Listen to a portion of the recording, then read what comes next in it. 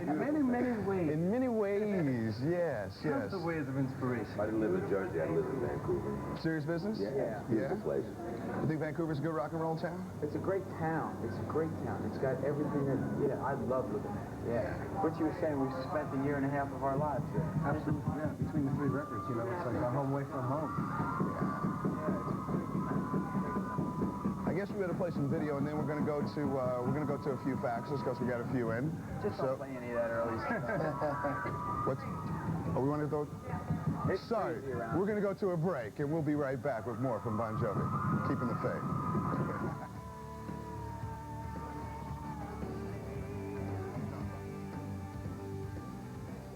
Environment with Bon Jovi. We're going to go to the telephones right now. We have a question, I believe, from Ottawa. Ottawa, are you there? Yes, I am. How you doing? I'm doing fine. Good. Do you have a question for the band? Yes, I did feel to go back in the studio with the guys after 4 long years to John. It felt great. You know, it's been a long time, and to get back in there as a group was really what it's like to be in a band. You know, when you play with side musicians, you really don't know what to expect. Though the end result can be great, it's really not a quote-unquote band, you know, and that's what makes it the most fun. Now, when you went back in the studio together, what did you bring from your solo projects? Like, what freedom did you find in all of your solo work?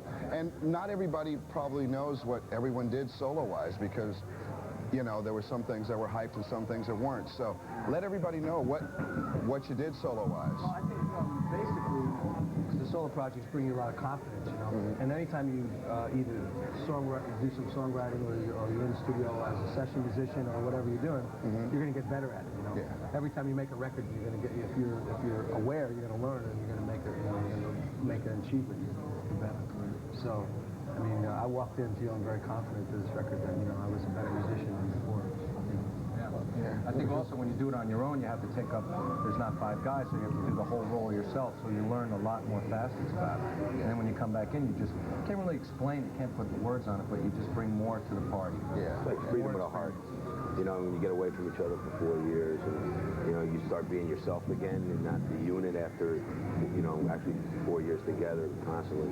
It felt good to get away, come back with a fresh head and heart, and you're feeling it, just like it's rejuvenated. We're almost like we used to be in '83. Yeah. Almost. Except there's a little thing, that makeup. You know, I mean, that makeup. So when you came back in fresh from all your, fresh from everything else, was it, you know, when you went down to St. Thomas to get together, was it, and you guys spent a lot of time in the Caribbean, huh? Yeah. What is it about the Caribbean that really inspired you? It's the sun. It's the brown bodies. It's the brown bodies. It's it was a place for us to get away. You know, the kind of energy we have back is the energy that we had when we came in here in '83. I mean, it was funny because that's 10 years ago when you see on the video, and yeah, we looked pretty goofy, but in retrospect, you see the energy that the band had, you know. I mean, that was 10 years ago, and after New Jersey, we were burned. We were just exhausted beyond human recollection, you know. I can't, a lot of brain cells were lost that year, you know. Is that why things would get a little bit stressed then? It wasn't between us, it was just, we never walked out of a room and said, oh yeah, I quit, oh yeah, you're fired. It was never like that. It was just after that last show. For instance, we played Guadalajara, this big stadium, 55,000 people, twice in the same day. Did a matinee for 55,000 people, pulled them out, pulled another 55 in, and had to play 2 shows because of the security in Mexico. And after those 2 shows, where you think we would have been maybe on top of the world, and said, boy, we made it, we lived through the tour, everybody just sort of like in a daze got into the van, went back to the hotel, packed their bags, and caught a flight to destinations unknown the next morning. No one said goodbye, no one said, you know, hey, go to hell. Everybody just disappeared. I need sleep. Yeah. And you know, it was more like, rather than, oh, I quit or this or that, it was more like somebody would say, well, can you do another gig? And everybody felt bad if they would say no. You know, we'd all go, yeah, oh, yeah. And yet inside you're going, oh, sorry. But, you know, you go, oh, man, I don't know if I can, man. I have to really work myself up to do this. But that's how it was, you know. If somebody said, yes, they could do it, you'd go, well, okay, I can do it, too. Come on. And management would go, can you do another gig? And we go, yeah, where are we going to go? Helsinki. Oh, great. Now, you guys, you broke a few of your own rules on this album. I mean, you got like a 10-minute song on this album. Yeah, Dry County's a 10-minute road trip. There were no rules on this album. That's how we set out to do it. Had we made New Jersey Part 2 or Slippery Part 3, I think anybody or everybody would have dismissed it. And we had to take it somewhere else. You know, I couldn't write Living on a Prayer again. There's just no way we could do it. It would have been, it's impossible. That song is almost 7 years old. You couldn't repeat yourself. Now, we've got the video for Bad Medicine coming up. That one's okay. That was okay? That's a good one. Okay. I keep forgetting, which video has Sam Kinison in it? Is it Bad Medicine? Yeah. Okay, Sam was a real good friend of mine, and it broke a lot of our hearts. You spent a lot of time in some of his videos. You're in the band video, which is only out in America, by the way. Yeah, you guys are all over the place. How did it feel? I mean, just for those that didn't know the greatness of Sam and the genius of Sam, let's just talk about that. He was a personal friend of ours. You know, I think we played Giant Stadium and had him MC it. You know, it's, what, 75,000 people, and Sam was running the party. You know, I mean, he was a real close personal friend, and we were very shocked to hear. Yeah, it was just devastating, you know. Will there ever be another comic genius like Sam, you think? Not in that angle. Sam was truly on the edge at all times. A little known fact is he was a good guitar player also. Yeah, He was a pretty good guitar player. I played with him a bunch of times, man. Yeah, he played the blues pretty well. What's funny, the whole Wild thing, we were doing Wild thing at the David Foster baseball game for like 3 or 4 years running, you know, so it was like, wasn't a real surprise when he went to record it. Right. Although the video was quite interesting. Yeah. With Sam Kinison off the top, we have Bad Medicine, Bon Jovi, in the house.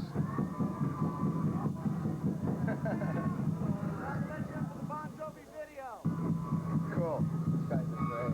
That's excellent. We got Gordon from Halifax. Gordon. Hey guys, Hi. Hi, Gordon. How are you? Hey. I'm a little nervous here, so just bear with me here. I noticed, like, since the first through the fourth albums and on to John's solo albums, you guys have been changing a lot. And the first single, Keep the Faith, I thought was kind of like you two in a way, it's more fucked up than that. I was wondering what kind of things I could expect on the new album from you guys. I'm really raring to hear it. I think that the album is different. You know, had we repeated anything we'd done in the past, we all think it would have been boring. One thing I could tell you on this record is it's not the same old. It's the Bon Jovi album of the 90s, first one of the 90s. Is there anything specific you could tell me about it? Like maybe... Well, that Keep the Faith, for instance, as you've heard now here on MuchMusic, is very, well, rhythm-oriented. There's a song called Dry County that's it's just shy of 10 minutes long. It's our epic, I guess you'd say. There's, well, I don't know, there's a song called If I Was Your Mother, which lyrically, just alone, you know, is pretty different for us. If I was your mother. Very German, you know. All right. Pretty different record, Gordon. You'll have to see in a couple of weeks. Okay, I was wondering, are you guys going to tour around Halifax? Because if you guys want, you can stay here, get some free Canadian beer here. Hey, well, you've got us figured, you know, free drinks, that's us, you know. Hey, Gordon, thanks for calling, man. Yeah. Okay. Thanks a lot, guys. Bye, man. All right. See you. Now, when are you doing this this big launch with MTV where you're playing acoustic? A week from Sunday, we're in New York at a location to be determined. And it's sort of our unplugged, but it's even going to be more than that because we're doing almost a retrospect of all the songs through the 5 albums, and it's a very intimate audience. I'd say it's bigger than the unplugged audiences, but yet it's small enough that there's going to be people on the stage with us. The unplugged stages are rather big.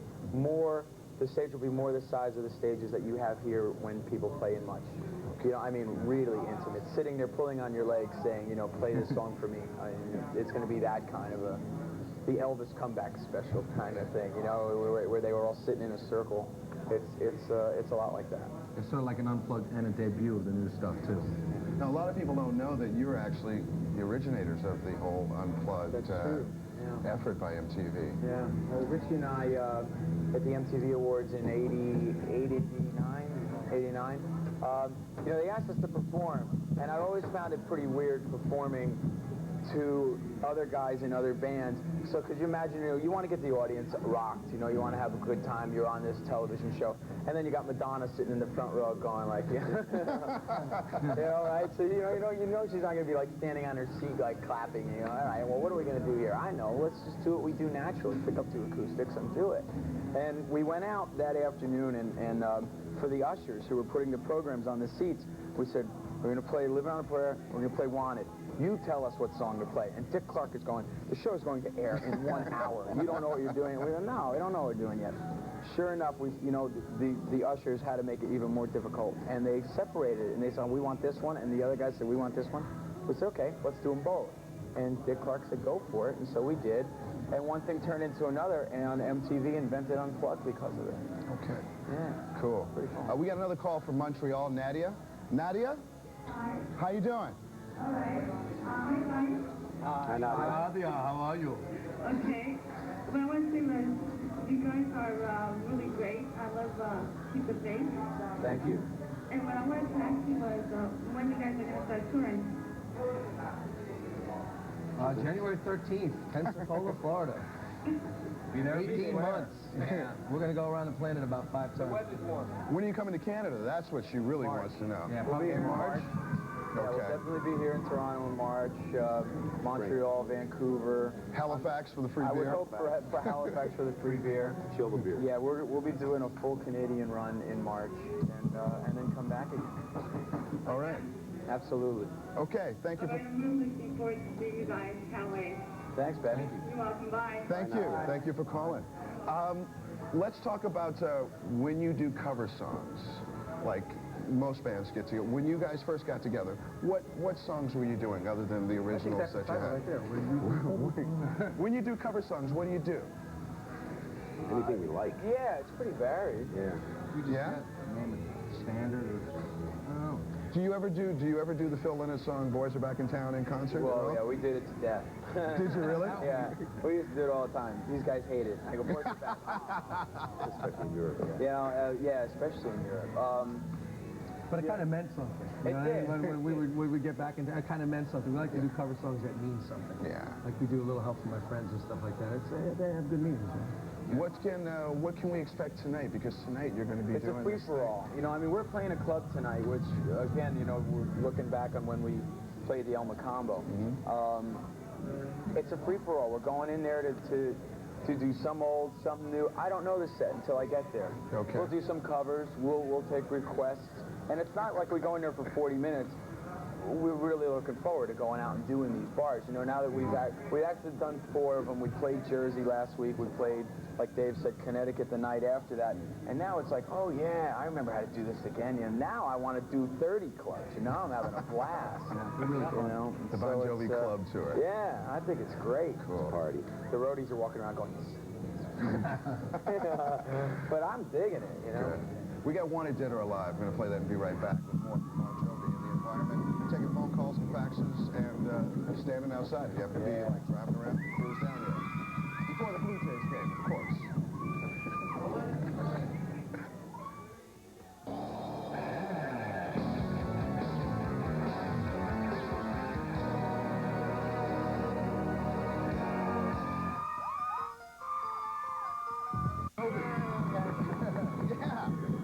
They're all the cool people. Yes. Yes. What? Loyal fans. Loyal. More than loyal. Great, man. We love you. I think we've got a question outside, but before we go outside, we're going to go... Oh, we got Judy in the street? Okay. Judy, go ahead. Ask your question.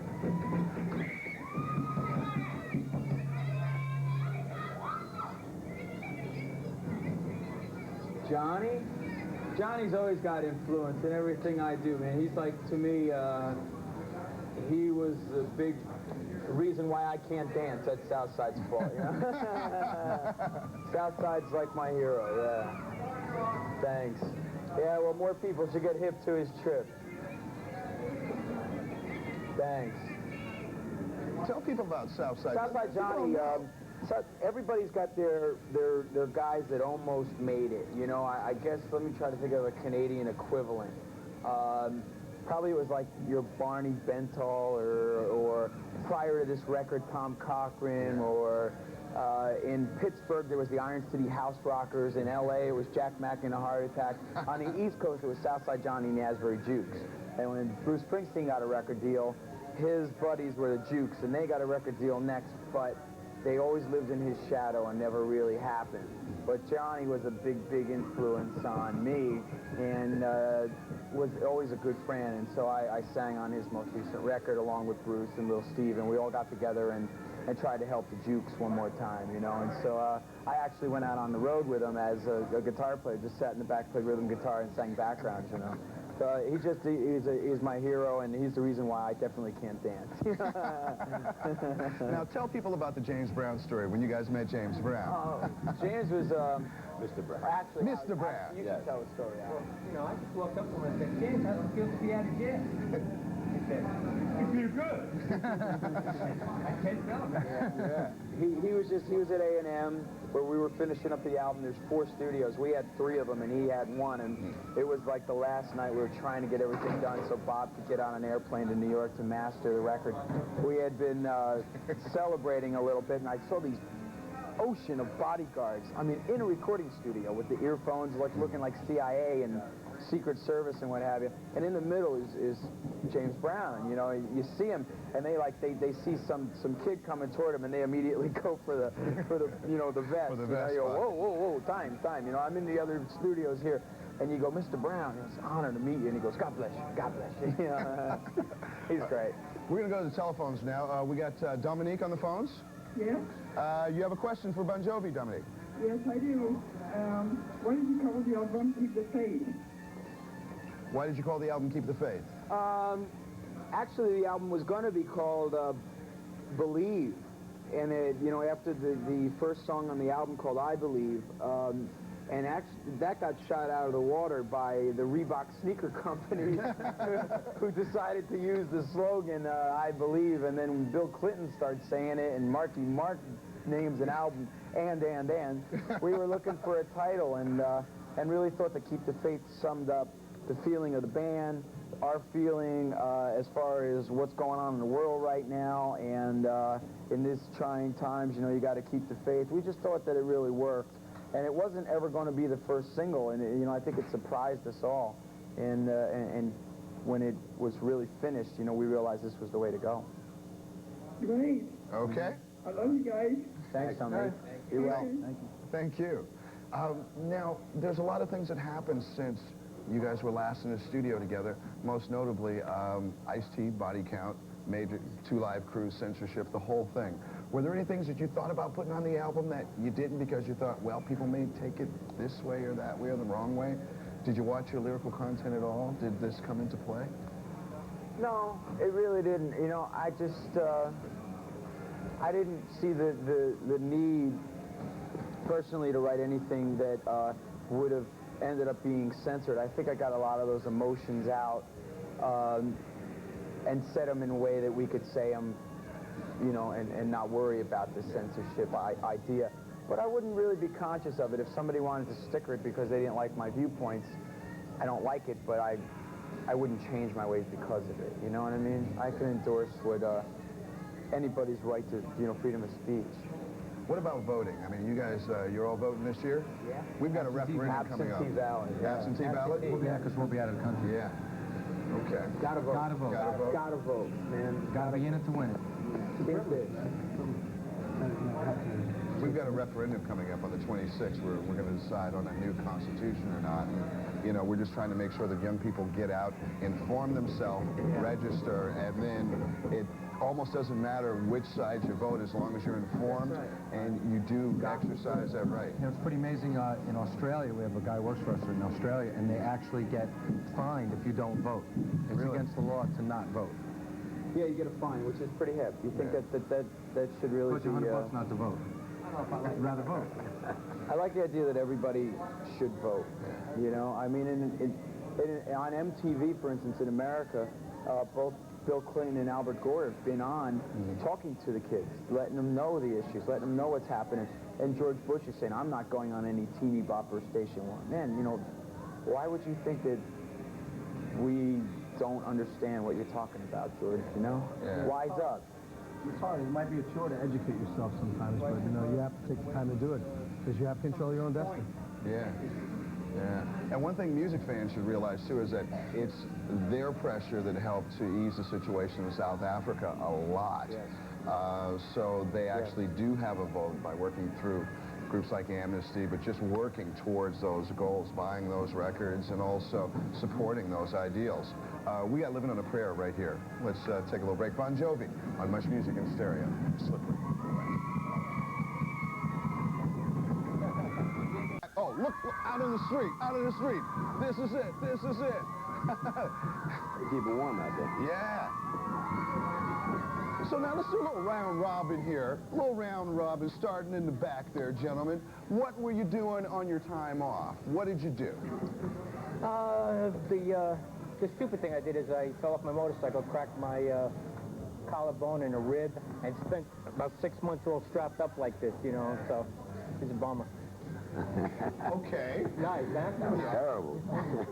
Yeah, okay. I did Richie's record, and then right after that, after all the years we've been on the road, I needed to take a break, so I worked on Corvettes. Hung out in my, like Bob Vila. I need more garage space and a bed, that's all I want. You built that boat. I built a boat, too. Built a boat? Yeah. I'm nuts. Pretty cool. But I enjoy it. That's my vacation. Yeah. You know? I worked on Richie's record, and I did a movie soundtrack. I scored a movie called The Netherworld. A sci-fi, flying hand of Satan kills people kind of thing. Your first scoring? Mm-hmm. Yeah, I just did another one, too, called Conflict of Interest with Judd Nelson's in it. Okay. Doing that on the side a little bit. Cool. It's a good day job. Yeah, it's a good day job. It's good work if you can get it, you know? Yeah. I worked on Richie's record. Yo, I worked on Richie's record. I worked on Richie's record. Yeah, I had a good time. That's and right after I did a small tour, and then actually I was up here in Toronto. Yeah, you were up really here good on time. tour. It was Yeah, a lot of fun. A lot of fun. Took 3 days off, and we enjoyed that. Got to work together with some of your heroes? Yeah, it was wonderful. Eric Clapton, unbelievable. It was like, you know, something that you'll always remember. Instead of prom, your wedding day or something like that. And you did some work with Hall & Oates. They were in here. Yeah, did the Hall & Oates track, co-produced that and co-wrote it, and that was a thrill, you know, because Daryl, what a singer. My God, you know. When we cut the vocals for that track, I was sitting behind the console, you know, and I got the sense that he sort of went, okay, now check this out. And I got it, Daryl. He just sat there one take, sang like a bird, and I said, well, that was easy. I mean, I literally cut the whole track with them in 3-4 days. It was over. Done. You know what's funny? We asked us what we do on our days off, and we were all working, man. Yeah. So you didn't vacation until you really got back together. You know, it was funny. It was, no, not very much time to do nothing. You know, I mean, though we've been off the road for 2.5 years, everybody was doing something. You know, everybody was really keeping busy in other avenues, trying to bring something back to the camp, you know. And it wasn't until now that we're out, you know, doing this kind of stuff that it's a vacation again, you know. Yeah. So now, what are you looking forward to doing most this year on this tour? We were just saying before, I can't wait to, I wish the tour was now. Well, it kind of is with the club tour. I mean, you've been smashing up clubs, tearing up towns, and driving fans crazy. Yeah, It's back. That's cool. That's what we do. We're just about to go on a 6-week worldwide promotional tour. We're going to do the Earth in 6 weeks. We're going everywhere. planet in we must be going 6 to 20 weeks. countries or so, and start November 1st, we go to Europe and then zip around Australia, the Far East, Mexico, South America, and Pacific Rim, and zip it around by Christmas. And then January we start the real deal. Yeah. It's pretty good. It's gonna be a lot of fun. If there was one message you wanted fans to get out of this, because Keep the Faith really is a message in troubled times, a message that a lot of people need to get through. Yeah, that's it. You know, I mean, that is the message. You know, You know, it's kind of Works for us. It's something that when you're feeling down, you know, you just gotta. Faith is a kind of a weird thing because it's like a blind. You know what I mean? It's like so blind. You know why? But you have to get through it. When you were writing this record, what did you go back and listen to that you really dug from the old days? Because there were some things, I'm sitting there going, hey, I hear some things in there that There was a lot of Stones. The movies, what was it, 3x5 and Love You Lot? No, not the album. What was that other film? The one that they were doing when they were recording. Yes. Give Me Shelter? Give Me Shelter. I mean, we had them on this, must have been 10 or 15-foot screen in the studio on a constant loop. Yeah. You know, so while you're recording, you know, you're playing and you're looking up, and there's like Nick and Keith doing their thing. You know, I found for me it was a lot of Stones this time on film and on records and going back to, you know, the cool that they have. I heard a little bit of, I heard a little bit of Grand Funk in there. You know, I heard just a touch, and I heard a twinge of T-Rex in there too, you know. I was that's good. That's very good. I think that the influences are so varied between the five of us and then the input that Bob had. Yeah. It just becomes like a mishmash, and then it becomes a Bon Jovi record because it's that, you know. I mean, it sure was a lot of fun making this record. Did Bob become like the sixth member of the band? Most definitely. Yeah. Because he's a player, he's a songwriter, he's got his own band. If we take a support act, I'd like to take him with us. Yeah? You know, yeah, it'd be fun. Cool. Plus, I could put him to work. The sixth Bon Jovi. No, you know, it'd be nice, yeah. I mean, we could be recording out there, we could do lots of stuff. It'd be fun. And I could give him a break at the same time, you know, get him out there on the road again. Cool, yeah, because he just finished this album, Rocket. Yeah, it's really good. Yeah, Rockhead, coming out January 5. Cool. Fellas, thank you very, very much for being here. Thank the fans out here. Thank you guys. Great. Thank you guys. And thank you at home for phoning and faxing. Yeah. So, did you love it? You have fun? Cool. Cool. Good enough. Looking forward to tonight. Really a lot. This is going to be great. Bar time. Bar time. This is my opportunity to say, tip your bartender. That's right. In the next 15 minutes, Hard to say that at the Sky Dome, you know. Kamikaze Special. Fellas, thanks again. We're going to keep the faith. Thank you. All right. Thank you.